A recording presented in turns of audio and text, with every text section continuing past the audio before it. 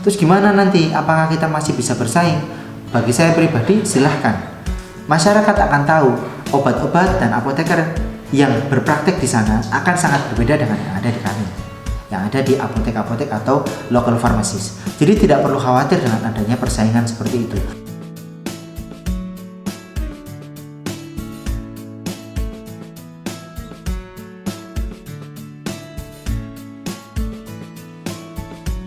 Bismillahirrahmanirrahim. Assalamualaikum warahmatullahi wabarakatuh. Alhamdulillahirabbil alamin wassalatu wassalamu ala asrafil anbiya'i wal mursalin wa ala alihi wa ashabihi ajmain amma ba'du. Teman-teman, sahabat apoteker yang saya hormati, mentoring kali ini masih dalam upaya membangun keunggulan bersaing. Kita akan belajar tentang bagaimana melaksanakan audit competition atau audit kompetitor. Kita punya kompetitor, ada yang nggak punya kompetitor? Kalau nggak ada kompetitor bahaya, hati-hati. Karena kompetitor itu perlu. Kalau kita ingin membantu masyarakat melaksanakan pengobatan mandiri, membantu mereka melakukan pengobatan gerakan masyarakat cerdas menggunakan obat, dengan adanya kompetitor, masyarakat punya pilihan. Ingat, ada satu prinsip di NLP, choice better than no choice. Adanya pilihan itu lebih baik daripada tidak punya pilihan.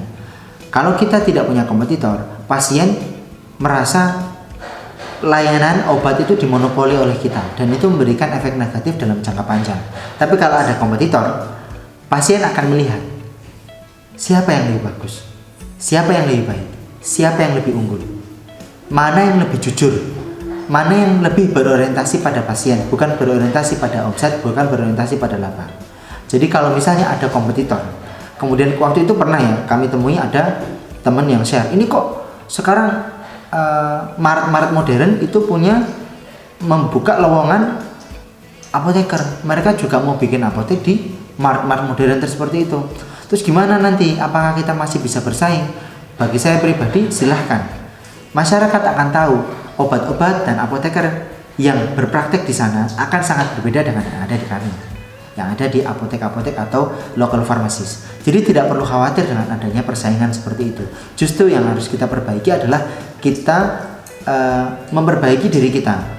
Artinya begini, Profesor Edward de Bono menyampaikan satu terminologi singkat, ringan namun sangat bermakna, yaitu surpetisi, bukan kompetisi. Selama ini kita belajar tentang kompetisi, teman-teman.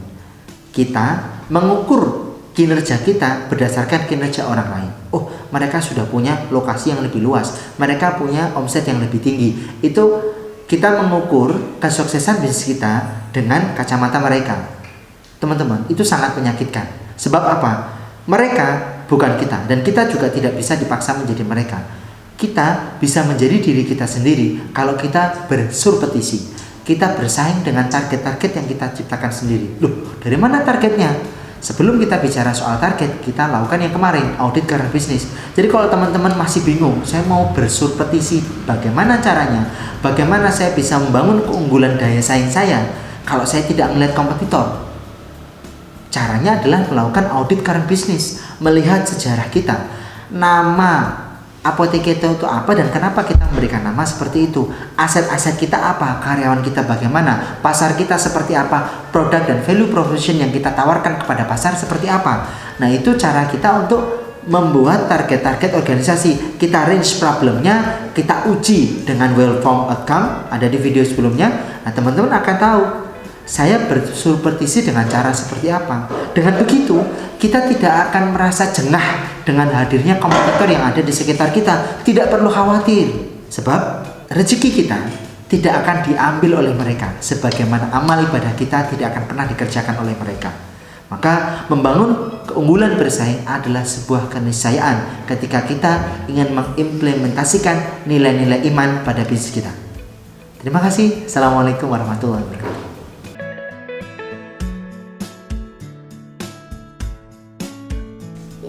Jangan lupa subscribe, like, comment, dan share. Jangan lupa tombol loncengnya agar bisa ikut video selanjutnya. Wassalamualaikum warahmatullahi wabarakatuh.